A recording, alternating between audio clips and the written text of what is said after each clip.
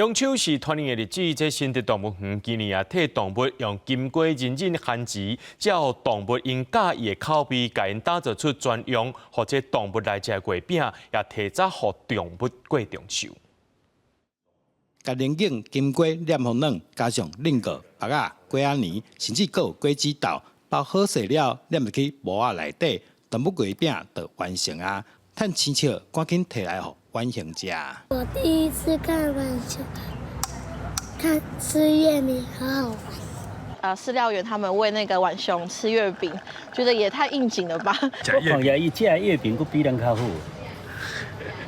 所以即摆动物是真享受啦。新竹动物园今年特别以各种无共动物食的材料，帮园区内动物做月饼，除了互动物提早过中秋，也希望互动物的食食加变化，增加多样性。我们动物平常它住在园区之内，它可能会面临的都是一个一成不变的环境，然后或是长得一模一样的食物，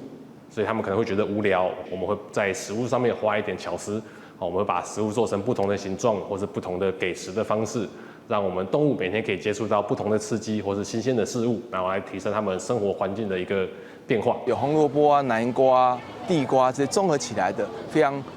营养均衡，所以专属于动物的月饼。所以今年我们的中秋就为了园区里面所有动物都制作好吃的月饼。园方提醒民众，动物月饼是针对动物的饮食专工做的，游客千万唔通家己摕物件乌白吃，因为动物若是食到不适当的物件，可能会害动物破病。记者杜君和新竹报道。